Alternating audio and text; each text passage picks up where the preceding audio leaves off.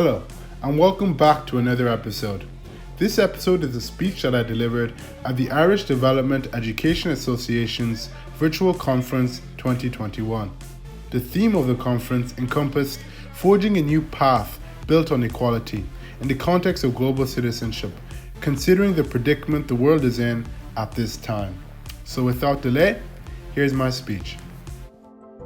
Thank you so much for allowing me to speak at the conference. It's an absolute pleasure, and the remarks made previously were quite riveting. It's just so great to be here, and it's fantastic to know that IDA are doing such fantastic work in the area of global citizenship, which I think is needed now more than ever, which I hope to delve a bit deeper into in my opening remarks. Firstly, I want to start by saying I earnestly believe we're living at a time of we're living in revolutionary times when it comes to the cultural attitudes of people towards societal issues. And I think these revolutionary cultural attitudes are particularly embodied by today's young people. And I think we've seen this over the past year or so. The past year is undeniably a testament to that. There's a plethora of different social issues that currently confront us, be it global poverty, the mistreatment of human beings due to immutable characteristics that they possess, which are out of their control, endless wars that are cutting life short before it gets the chance to blossom, poverty, corruption.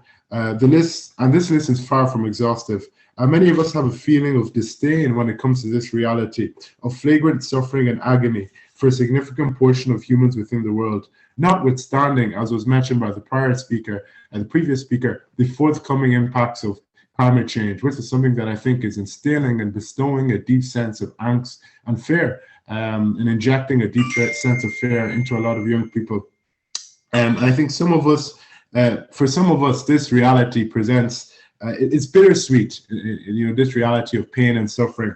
Bitter in the sense that the likes of the people here at this conference have to confront these issues on a day-to-day basis and consider how they can bring about a fruitful and sustainable holistic change for those who are victims of these social problems. And this can lead to a lot of consequences for the people that want to confront these issues, because you have to take on the onus, the burden, the responsibility of shouldering all that comes with facing the agony and misery out there in the world for those who are less fortunate. But I think it's sweet in a sense also, because you see yourself playing your part in bettering the world for those who are less fortunate. And I honestly believe there is no greater spiritual dividend than confronting issues on behalf of those who do not have the privilege to be able to stand up and do so in a forthright way as we do. So I think there's something very sweet about it also. I think moving on that, at the time we live in right now with all the social problems that exist, why I think it's a very pivotal revolutionary time is for two reasons. Number one, because of the state of the moral zeitgeist, as it's called.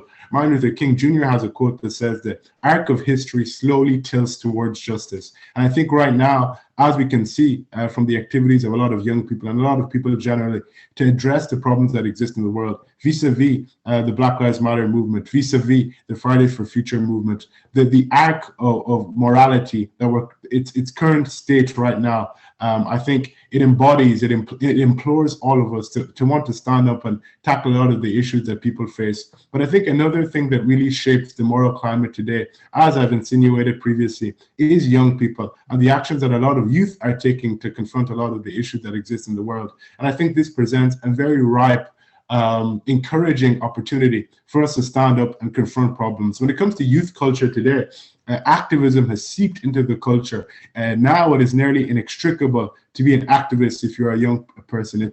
There's an appreciation for activism and getting involved in tackling the world's problem and playing your role as a global citizen, embracing your stake in this world with a collective consciousness to help those who are marginalized and less fortunate. And I think this is quite a beautiful thing and something that we undeniably need to embrace.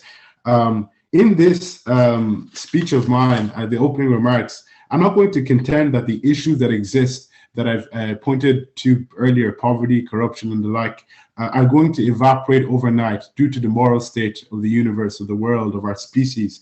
Even though we've made considerable progress over the past century when it comes to tackling a lot of these problems, I cannot say that they're going to evaporate overnight.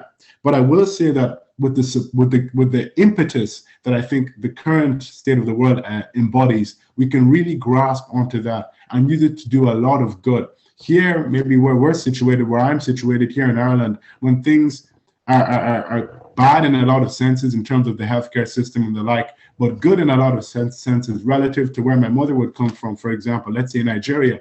Now, there's a lot we can do to spark the consciousness of people here, to allow them to embrace the fact that when one is denied rights anywhere in the world, when one is treated to in a detrimental way, it also impacts me, regardless of where I'm situated. The institution of slavery, I think, was abolished because of the fact that this epiphany, this realization was sparked across the world when people saw themselves in the slave, they saw themselves in the people that are being oppressed. And I think Martin Luther King Jr. and the civil rights leaders of the 60s in the United States of America did a phenomenal job in allowing people to open their minds and hearts to see that they are bound with the people that are being mistreated. Those who are privileged and well off, those who are white in America, who were privileged in the legal system in that country, and by the cultural and societal context within America, were able to realize that those who are being mistreated, they were bound to those people in some way, in one way or another, and then allow them to make the necessary concessions to allow the people who are being mistreated to be able to grasp onto the rights through the fights and the toil, the activist-related fights and toil that those people have to endure and commit to. So I think appealing, before I close, I'd like to implore all of us in what we do to appeal to a higher, deeper, transcendental message of our common humanity. It's not only been embodied by the likes of Martin Luther King, but the likes of Daniel O'Connell here in Ireland, who at a time of slavery in the United States of America saw a lot of Black people in America be mistreated and spoke of how he, as an Irishman, was not willing to stand idly by and allow people to be mistreated, because anywhere in the world where oppression occurs, where people were being degradingly treated to because of immutable characteristics, he was going to stand out and speak out against it. So I think being able to appeal to this transcendental message is incredibly important. Gandhi championed it in India. And I think it's something that we need to do. And I think this definitely presents an introspective challenge for a lot of us who work on the inside to do good work for people who are vulnerable. Yes, we have to work to open the minds and hearts of people to allow them to appreciate their role, their responsibility as global citizens. But sometimes we need to look introspectively too, and to be able to see, as Martin Luther King did, that those sometimes who are not committed to the right thing, those who are not committed to changing the world, we have a responsibility to try and change those people also, to help them realize their role. Martin Luther King took it to such an extreme extent, where he stated that the white supremacists, the Ku Klux Klan in America, who of course vehemently hate him as a Black man, and the people that look like him and want to wipe them off the face of the earth, they too are his brothers, but they just don't realize that they're his brothers. And one day they will. And the racism and the discrimination that they uphold, they think is a blemish with me, but actually it's a deep spiritual blemish with them. And it's their responsibility to realize this. And he played a role in converting and many of the civil rights leaders of the day, the spiritual psyche and moral consciousness of people at that time, because he was committed to fighting for the vulnerable, uplifting the vulnerable, but also winning over those who did not see the right way. And I think we as activists, we as people who want to do good in the world, need to have a vehement commitment to those who are vulnerable, but also a commitment to those who are vulnerable and don't realize they're vulnerable.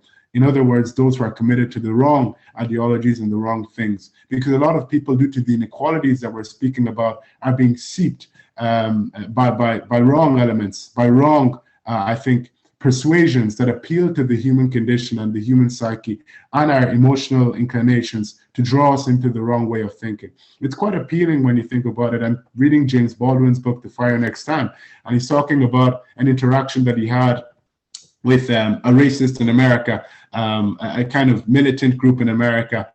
It was a racist and a Black militant group in America. And when it came to the Black militant group that he interacted with, their whole concept of righting the wrongs that existed in America were to replace the image of the white God with the Black God. It's the Nation of Islam, if many of you might be aware of this group. It's a group Malcolm X was once a part of. And they were committed to the idea that the white man in America was the devil. This is what they believed. Why they believed it is because of the mistreatment of Black people in America for so long. And they were aggrieved naturally because of the mistreatment of Black people in America, as anyone would. Any oppressed group would be angry with the fact that for centuries, and particular people, because of characteristics they possess that are out of their control, are being mistreated. And they were committed to ideals which saw white people in a similar way that white people saw them throughout the history of America. James Baldwin understood where these people come from. So I think it's so important for us to understand why they mistreated, hold particular views about those who have mistreated them for so long. But he also was able to see beyond that and commit to the transcendental ideal, the likes of Daniel O'Connell and Martin Luther King and Gandhi committed to, of unifying all of us and realizing that artificial barriers that we create to divide one another shouldn't be rejected in any way, and that we should realize the common humanity we all share, our interconnectedness, and stand up to fight for our rights all together, irregardless of who we are and where we come from. And I think when it comes to systemic racism, this spiritual change in the individual and then the access of this individual to the bigger systems can allow us to push the moral arc of our institutions and the moral arc of our systems towards the positive direction of justice.